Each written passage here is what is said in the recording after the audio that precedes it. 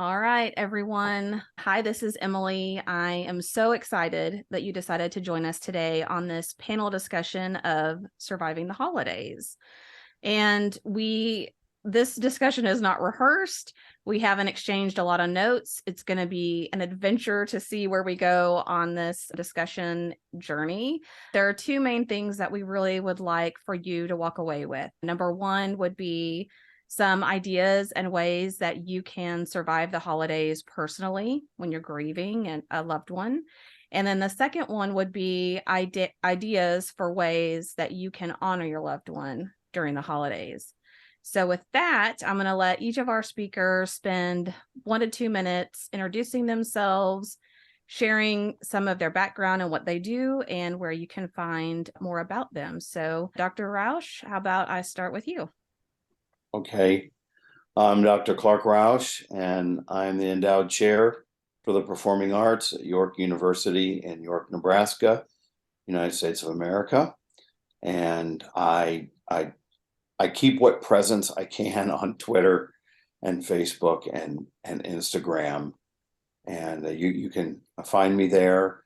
And I try to use Instagram mainly just for inspirational things, but I respond a lot to other grieving people on Twitter. That's just my favorite platform because it's really hard to rant in the amount of characters that you get. And so I just prefer that one. And January 27th, 2020 at 3:30 p.m., I lost the Queen, my wife, Sue, to a battle with pancreatic cancer. And so I am in the process of learning to fashion a new life around that loss, because you don't get over it or through it or past it or anything. You just hopefully learn how to carry it. Yeah, well said. Thank you so much for that. Suzanne? Hi, I'm Suzanne Elvidge, and I'm based in the Peak District in the UK. So about halfway up level with Sheffield and Manchester. My husband died suddenly and unexpectedly from complications of type 2 diabetes in February 2018. So it's going to be coming up to 5 years after Christmas. I created the Widow's Handbook just over a year ago to provide, guideline is too strong a word, but to provide backup for people who are grieving, because when you're bereaved young, you've not necessarily been through that many bereavements, and you don't know how it works. You don't know. I was the first of my group of friends to have a partner die. And so the Widow's Handbook is there to provide a resource for people who are going through what I went through. You can find me on Facebook at the Widow's Handbook. I'm on Twitter at Handbook Widows. Sorry, I don't write that down very often. And the Widow's Handbook is online as well if you just search for it. And it's bits of my story and bits of how you can cope from day to day. Yeah, that's awesome. I think one of the things I love about watching you on Twitter as well is you'll say, I have a post on that, or I have some thoughts on that, and just link an article right in there. So having that handbook concept is really great. All right, Keri and Brittany with the GriefBox team. Okay, hey, so I'm Brittany and this is my mom, Keri. Hi. And we're joining you from San Diego, California. And we started our grief journey when we lost Jacob. He's my little brother and her son in a motorcycle accident on May 1st of this year. So this is actually our first holiday season that we are grieving, and we are new to it. So we're looking forward to, hearing from how y'all have gone through the holidays. We decided to turn our pain into art. We create care packages for other people who are grieving. Our company is called GriefBox, and you can find us online at grief-box.com or on Instagram at shopgriefbox. Awesome. And I will definitely put the links to everything you all shared in the show notes. So if you're listening and you're driving or mowing your lawn or whatever it is that you're doing, you'll have links to all of that. And I really just want to give some kudos to all the participants on today's panel. Each of these folks, they're givers, they're encouragers, they're people who want to help other people who are hurting.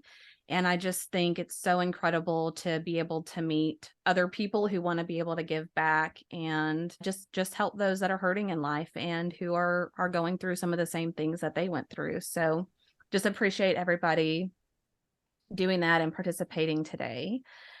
Well, and Brittany, side note, my Southern heart just smiled when you said the word y'all. I don't get to hear that very often. I try not to say it too often, but I just appreciate you being open and authentic. And I know you were dreading your first Thanksgiving, so I'm curious to hear, how that went and how you all incorporated him into that celebration. But maybe we just start with the topic of just what insights or suggestions we would have for people that are just really dreading the holidays. So we just had Thanksgiving here in the US. We are going into Christmas and New Year's and those typical, I know there's many other holidays that get celebrated in that same time frame, but as people think about those special events where they've had oftentimes years and years and years with that individual present and they're no longer there, what would you tell someone this is their first time going through that, or maybe just their second time? What are some of your thoughts on how people can navigate that? I think one of the most important things is to absolutely positively lean in to all of the pain and how much it sucks. I just think that's a part of better mental health. There's no way you can put a spin on the firsts that happens in that whole first year. For me, it was even, she died in January, but so I had like 10 months, but I'd already had our first anniversary, and man, I was a wreck. I was a holy wreck that first Thanksgiving. And that just made the people that love me say, Dad, maybe your dose of sertraline isn't high enough, and things like that. And so one of the things that we've always done in our family is, what are the ways we keep them alive? And so we talked about them. And I personally believe that in a way I can't describe, in whatever liminal space exists, I think she's still helping me become everything that she always knew that I could be. I just can't tell you all of those ways or describe or define them. But one of the things that I've very purposely done is I have a Sue candle in my living room. And my now 6-year-old granddaughter, she couldn't do GRs early in her speaking life. And so we became Ammy and Papa because she couldn't say Grammy. And so this Thanksgiving in particular was the first time both sons and their wives and kids were all back in the nest here since she died. And so I actually had the 6-year-old help me light the Sue and Ammy candle and let her tell some stories, that she remembered about Sue, because when Sue was diagnosed, my 6-year-old was 2, and she wanted at least another year of life. So the oldest, at that time, the only granddaughter, would possibly have more memories of her. And she battled and she pulled that off. But, we still have her pictures, and we still, talk about her. And so I think that combination of being, it's okay, to talk about these kinds of things, but it's also okay to just lean into the unbelievable hurt and pain that happens, because coming up on 3 years, and I don't know if our screen friend here today feels this coming up on 5, but in time, when you're new, you really don't want to hear this, just like I didn't, but in time, and maybe the GriefBox thing has helped, but if we can do anything that adds purpose to the pain, because the pain is non-negotiable. It's going to happen. And that's why I think we need to lean into it. Let the grief tsunamis do what they do, and maybe they'll pass a little bit faster. What can we learn from them? But then how can we be honest about our feelings? And then how can we learn to try to remember our people and eventually the happier memories instead of, and remembering what we had in time more than just what we've lost. Oh, yeah. I think that's so great. And I remember even that first week or two of losing my husband, Nathan, I thought, if nothing good comes out of this, or there's no purpose to me being able to help someone else, it would just feel like such a waste for me to have gone through all of that and what would be to come and not have a way of giving back or being able to help someone else go through that. Suzanne, did you want to add some of your thoughts too? Yeah, and one of the things that I did is I actually made a tradition of not having a tradition. I mixed up Christmas totally. So the first year I spent just very, very quietly, spent the afternoon with a couple of friends in my village who were friends of Tim's as well.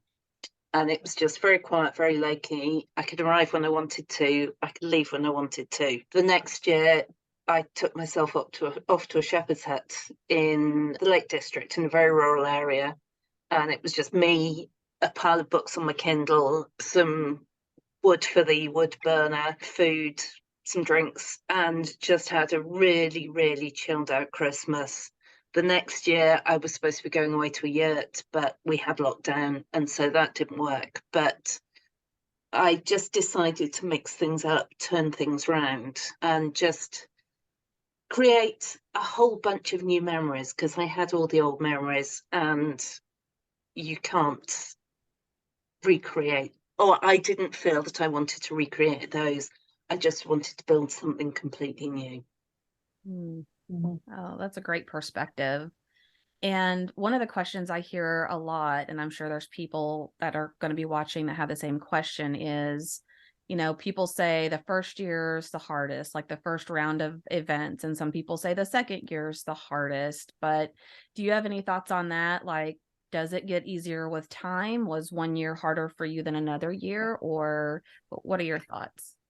My therapist thankfully warned me, and I'm not trying to butt into anybody's life, but like, I did not have the skill set.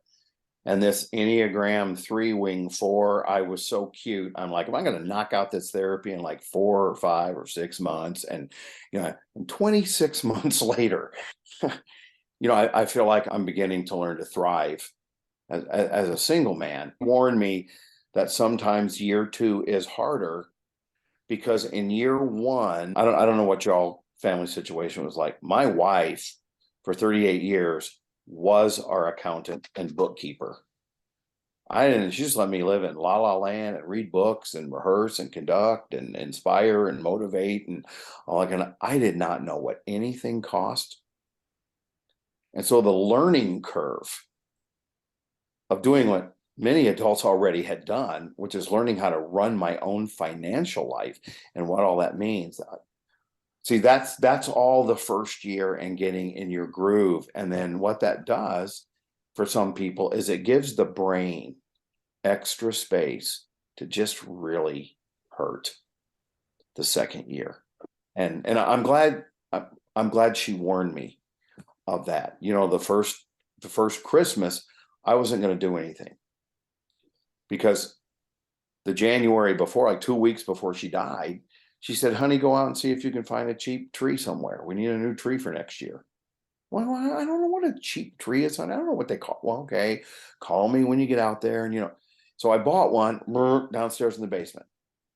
And so my kids were like, Dad, are you going to put a tree up? And I was like, I don't know. And so my youngest son, bless him, he said, well, I would like, if you're not going to put up the tree, can we have the family ornaments? Because I would like to tell my daughter the stories that Mom always used to tell us when we hung them. And so I decided, okay, get over yourself, put up the tree. It's not just about you. it's about more. They've all lost, and so I did. And I'm telling you, I completely broke down and lost it when I pulled that tree out, because it was supposed to be our first tree, not mine.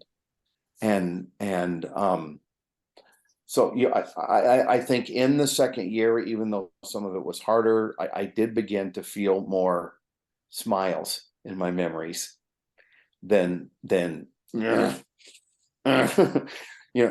of stuff. And I will say, just for anybody who's listening, I know I'm a choir director, and I've lived my whole life in the creative world, and that's how I deal with everything. And so all of a sudden I found myself writing. And I wrote over 60 what I call creative grief writings, trying to capture all the moods and phases of my grief journey. And I think I'm now up to 3 therapists who have said, you have got to get those things published. And so I'm working on that in some way, shape, or form. But I think I didn't set out to get them published. I was just trying to make sense of Clark and what he was going through, and whatever your creative venue is, or if it isn't, you don't think you have one, you do, you may just not have used those creativity muscles in a while. I would encourage you to pour some of your grief into that. What can you make? What can you do? There is something you can do besides just let it all happen to you. Yeah, those are that's a lot of good pointers in there. And I can't remember if it's left brain or right brain, whatever side of your brain is connected with creativity is also connected with emotions. And that's why people tend to do like craft groups or writing groups, or, coloring for therapy, but just anything that's creative and has that outlet that helps you process some of those emotions and feelings that you don't normally would think about are necessarily associated with that. Suzanne, did you feel like future years got any easier for you, or has it been about the same, or what does that look like? I've written an article about this. It's different. I'd say it's different rather than it's easier or harder. The first year, it's fresh, it's raw. The second year, you're in less shock, so things feel different. But as Clark said, some of the smiles do come back. So, yeah, I'd say that the balance is different. How it feels is different. And also, as I always say, everybody's grief is different as well. So different people are different in different years. Overall, things do get better. And they get different because one of the things I was told about grief very early on is you lose your past, your present, and your future.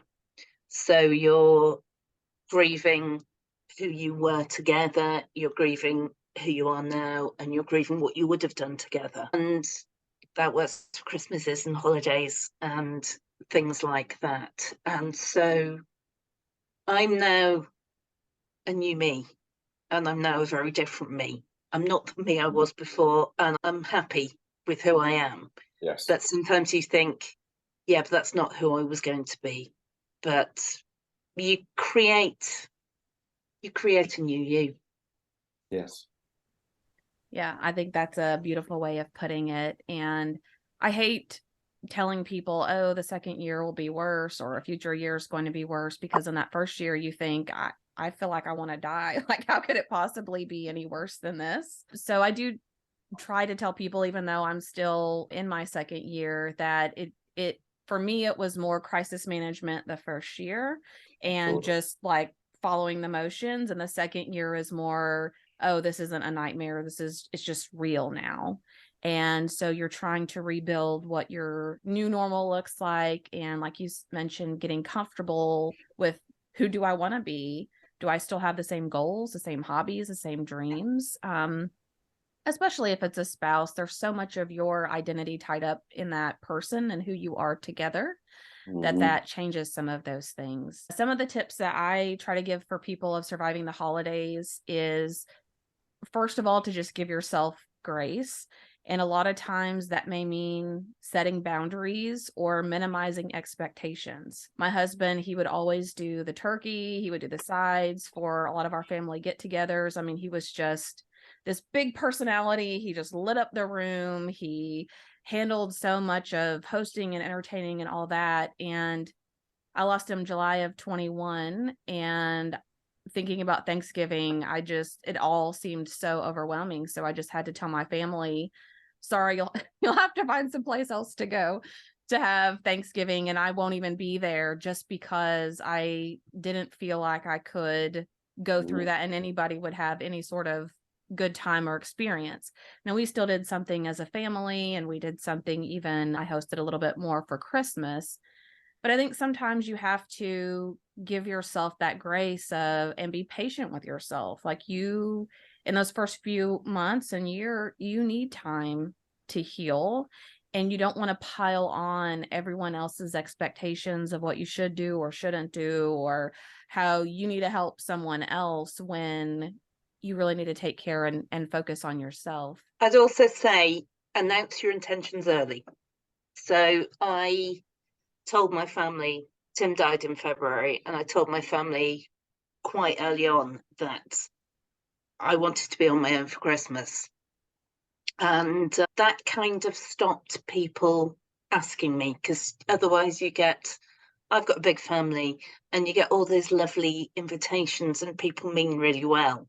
But I didn't want to be an add-on to anybody else's Christmas. And I didn't want to have to say no to them. So we've got a family WhatsApp group, and I just put it out really early. This is what I'm doing. Not, I'm thinking of doing this, or I might be doing this, but this is what I'm doing. So it brooked no discussions. It was that. But also, you're allowed to change your mind. You're allowed to say no to stuff. You're allowed to say yes to stuff and change your mind later. You're allowed to say no to stuff and then go, actually, can I? Would you mind if I came? So, and I think that ties in with what you said, Emily, about giving yourself grace. You give yourself permission to do what you want to do. You can be as, I'm not going to swear, I'm sorry, I'm very sweary. You can be as selfish, if you want to call it selfish. You can be as selfish as you like, but say, this is what I want to do. This is what I am going to do, because you're allowed to. Yeah, I think that's an excellent point. And I think you have to try to do it as much as you can without feeling guilty that you're letting other people down, or, there are so many people who want to help us and we don't let them. At the same time, there are people who be very understanding if we state our intentions and make it clear of what we want and what we think we need at that time. Brittany and Keri, how was your first Thanksgiving? Did you keep things small? Did you do anything different that you mind to share with our audience? So we had our immediate family, which is my husband, myself, Brittany, her younger brother, Caleb, who's married and has a little boy. So they were all there. And then my youngest son, Isaac, who's 11. And then we went to my mother-in-law's house. So it was just, and then your friend, Natalie. So she was friends with Jacob as well, who's my son that died. So it was just the 9 of us.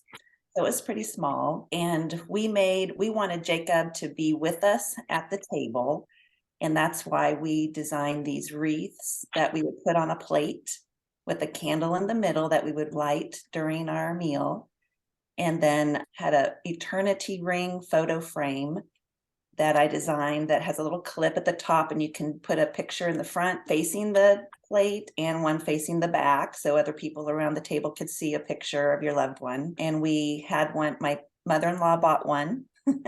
So she had her husband, my father-in-law, in her eternity frame, and then we had Jacob in ours. So that just allowed us to say, hey, we want you to talk about Opa, who's my father-in-law, and Jacob, that they're here with us. And it was very nice. We shared stories, some stories that you can imagine a 22-year-old boy has some stories that maybe mom doesn't want to hear. But yeah, we shared stories. I love hearing the stories, even if they're hard to hear. But yes, we just wanted him there at the table, and he was. That's great. That's such a beautiful way to include your loved one as part of the conversation. I think, like Dr. Roush said, you have to lean into it.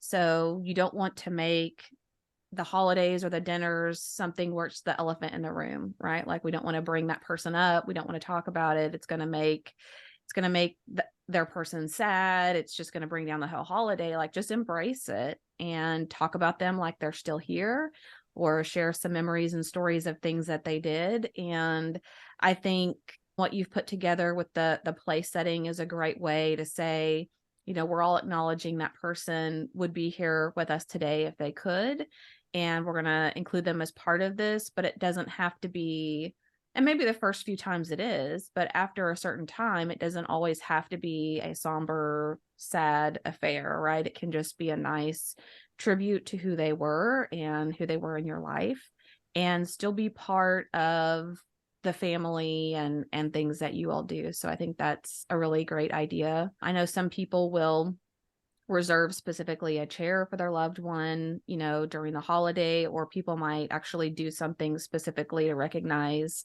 that person while they're there. So thank you for sharing that with us. I'm sure that was not easy, but it will, I think, become less painful over time the more that you continue to have those events.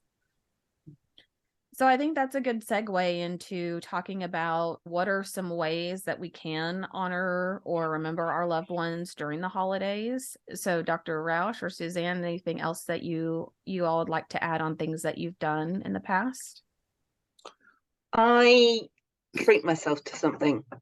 I buy myself a present, or I make a donation to a charity or something like that. And I don't necessarily say, oh, this is my present from Tim, but that's the kind of intention that there's something special. Everybody's grief journal or journey is different.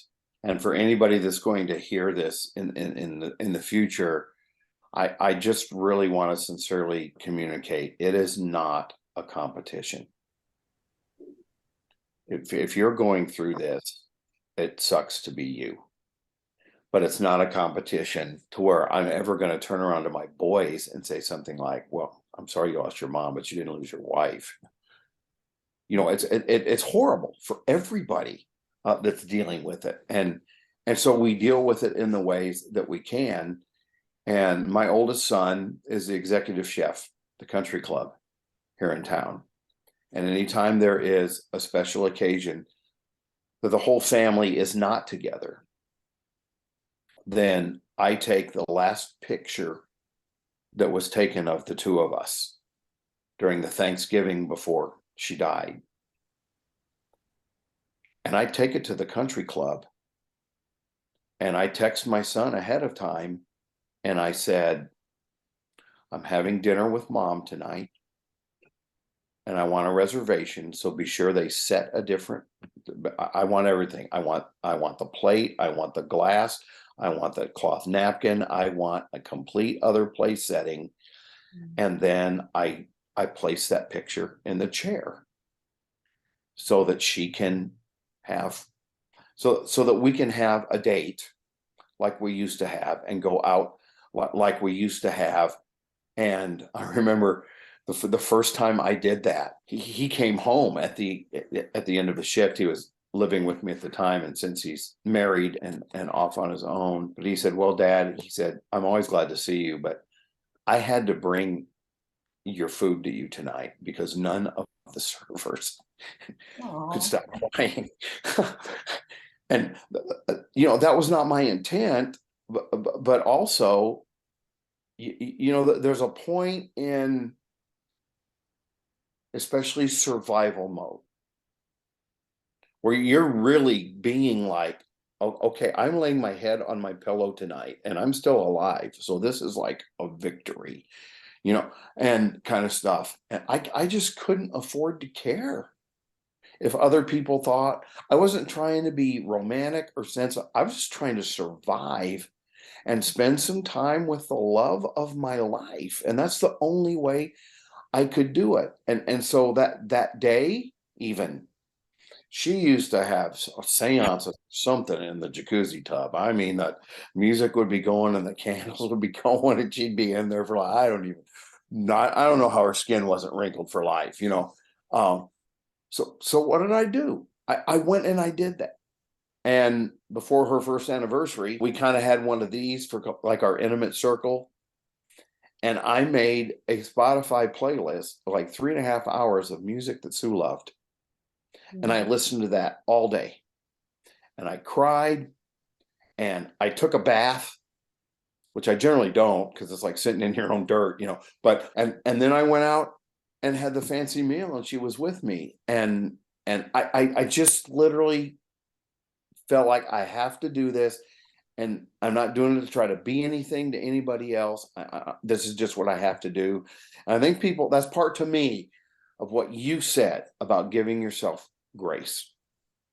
Because this thing called grief brain is like, wow, you know, you walk into a room and then you stop, and I'm like, why did I come in here? And oh my gosh, at least if you're married and you're listening to this, between COVID and my wife being an extrovert, my address book has completely changed because I'm an introvert. And she was my socializer. Honey, we got a party. And I just pray I could find somebody to ask a question to and wind up in the corner for half an hour talking, you know, and that kind of stuff. Well, my address book has totally changed between COVID and between her death. And I'm not frustrated or angry at anybody because we're all dealing with loss in our lives in various forms and the various ways we can. I just want some people to be able to expect some of those things because they were surprises for me. And maybe if you're just, if you've heard from if you start experiencing that, you're not alone. These things are real things that can happen. And if I said nothing else of value to you, your grief is yours. And I doubt you can do it the wrong way. Yeah, I think that is something that's a big surprise to people, is how much your social circle changes, especially if that was something you did a lot with your loved one and the person that you lost. So people Yeah, I mean, that double I dates are out of thought, the question. I mean, yeah, now I'm the third wheel, or I'm the, you know, creeper old guy or whatever, you know, but you know, everything just completely changed. yeah. Yeah, and I think it's hard because you have this thought, maybe subconsciously, of who are the people in my life that I know they're going to be there for me. They're going to show up, you know, after the first few weeks or months, they're still going to be there. And maybe they aren't the way you thought they would. But then you might have another small group of friends or family that you didn't really think that they would be there for you as much as they actually were. That's been very common with a lot of people that I've spoken to. And it is surprising, but it's nice to know that there are people out there that care about you, and you can now make your social circle what you want it to be, whether you want to go out and do much or you want to stay at home. I call those people my Avenger squad. It's great. I'm a hardcore introvert and I hated networking, but I quickly realized how small my circle was outside of my sphere of work. And so I've really had to put myself out there. And I have actually enjoyed getting to know people that have similar interests or things that they're trying to pursue too. So I would like to add something about a meal preparation. So we have a friend that's also a chef, and Jacob's birthday was in September, and he asked, well, what's Jacob's favorite food? And so we told him the 3 items that was really his love. And the chef made an appetizer of those foods in a special way. It was the most amazing thing I've ever experienced. Wow. What a blessing. Yeah. That's such a lovely idea. Yeah. It really is. So a few ideas that I also jotted down for people if you're listening and you're looking for some ideas. Some of these I haven't done, but I thought were really creative. One thing I have done is last year for Christmas, I hung Nathan's stocking up like normal. Like there was this weird, do we put it up? Do we not put it up? Does it go on the side? What do we do with it? But I did put it up, and I still bought some of his favorite treats and little things that I knew he would like. And so it was a nice way of kind of keeping him there as part of the family. And then also on Christmas Day, I got to enjoy as a bonus some of his favorite things that he liked and that he enjoyed. So similar to, listening to their favorite playlist or eating some of their favorite foods, just anything you can do to enjoy some of their favorite things. Just quickly, a few other ideas that people have had are taking some Christmas ornaments and maybe writing memories on them, or getting some that you can open and putting memories in them to hang them on the tree. Some people have created a table runner or a tablecloth with pictures of their family or favorite person and had that printed and put out on the table. I thought that was a cute idea. And some people have had a scavenger hunt when they have family over or kids over, and they hide memories all around the house and have the kids go hunt them down and then just read them when they're all together. And lastly, some people have created a memorial website or Facebook page, and they ask people to go on there and share some of their favorite memories about their person and then reflect on that during the holidays. So those are a few extra ideas for people out there if you're really trying to come up with something. I want to add something really controversial here, that if you want to, you can ignore Christmas completely. If you want to, you can shut your door from, and we have Christmas Eve, Christmas Day, Boxing Day in the UK are all holidays. But if you want to, you can shut the door. You can watch your favourite movies. You can binge on box sets. You can switch the radio and the television off so you don't hear any Christmas music. You can switch social media off.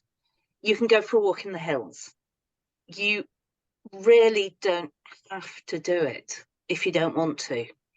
Mhm. You do you. There's no written law that you have to have Christmas. Yeah, that reminds me, have you seen that movie or read that book by John Grisham, The Skipping Christmas?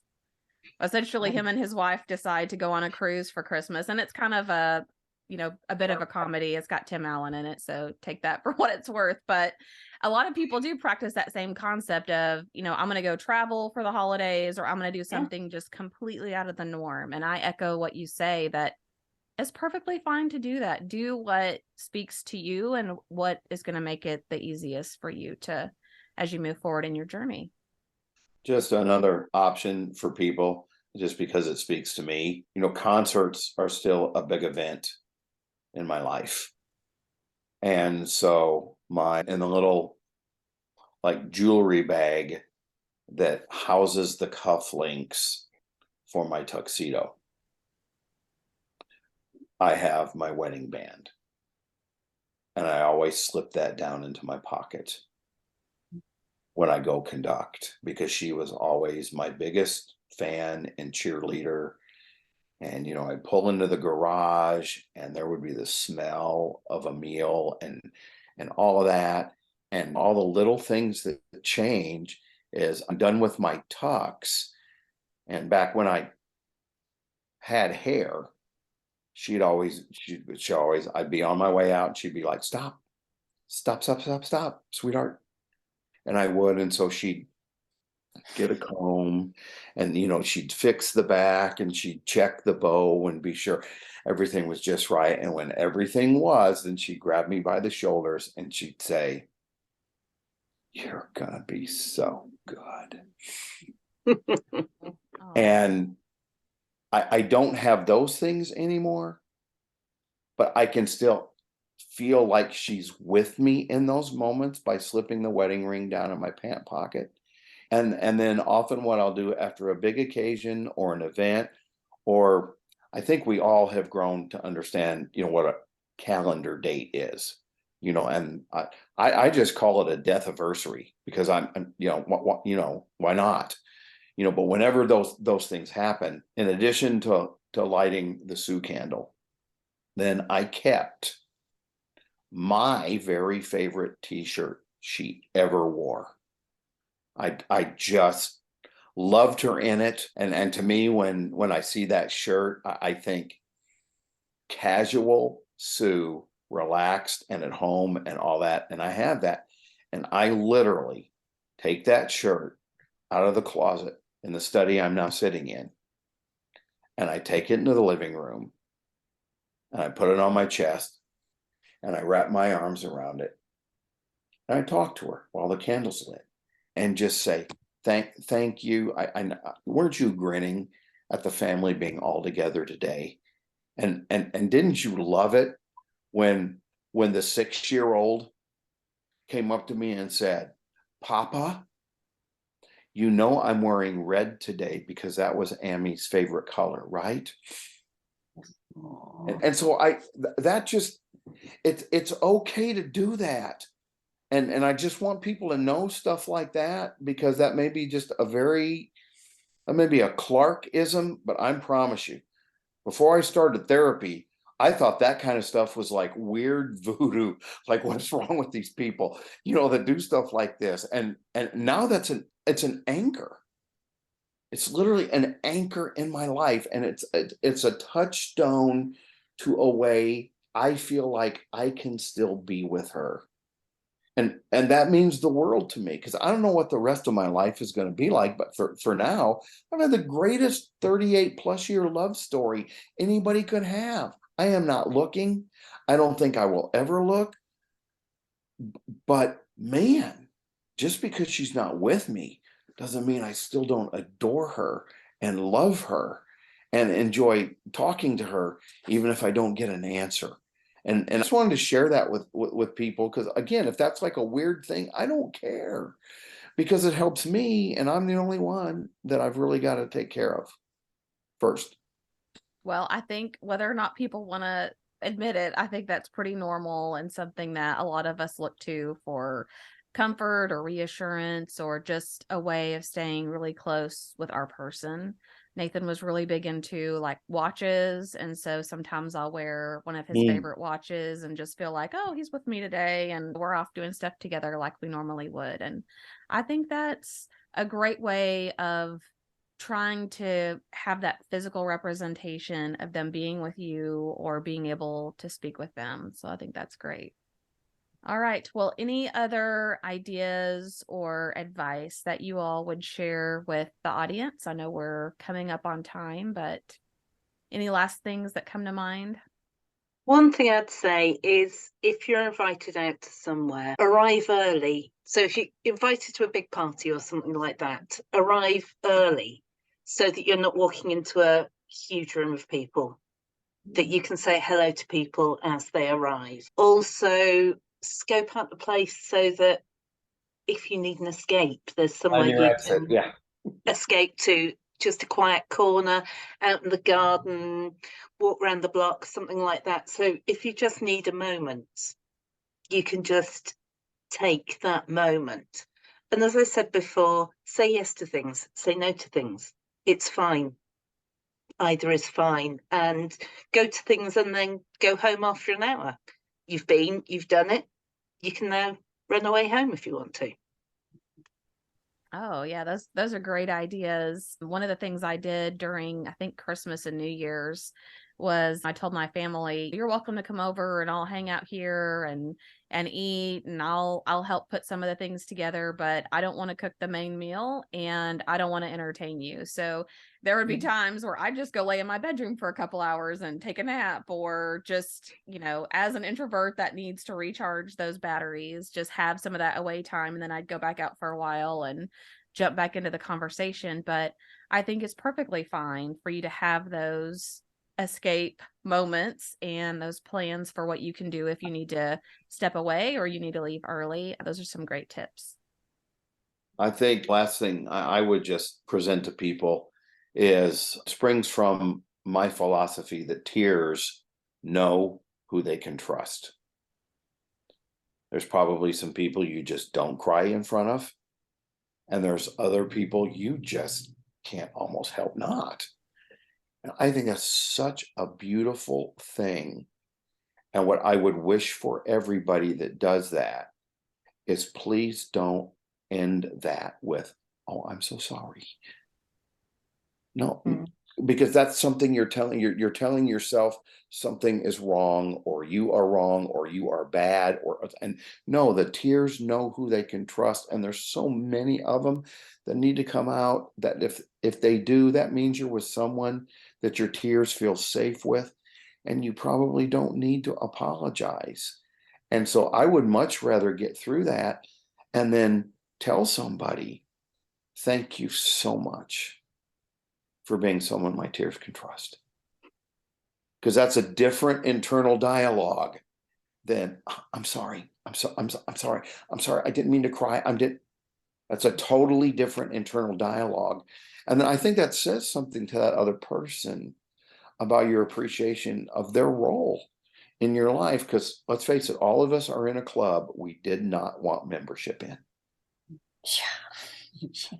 But oh my gosh, the dues keep coming and keep coming and keep coming. And so, when you can find those people that your tears are safe with, I literally think that's drops of grace. And you just need to accept that and not apologize for it, and not beat yourself up for it. Yeah, that's definitely a great point. And what I try to tell and reiterate to people who support those who have lost someone is, you can't make it better. There's nothing you can say. There's really nothing you can't, there's not anything you can tell them that's going to make them feel better. But if you'll just sit with them and let them be sad and just listen, then that you will be 100 times more helpful than trying to give some platitude about them being in a better place or this being the plan and anything else that you can come up with. But I think it's hard because we want to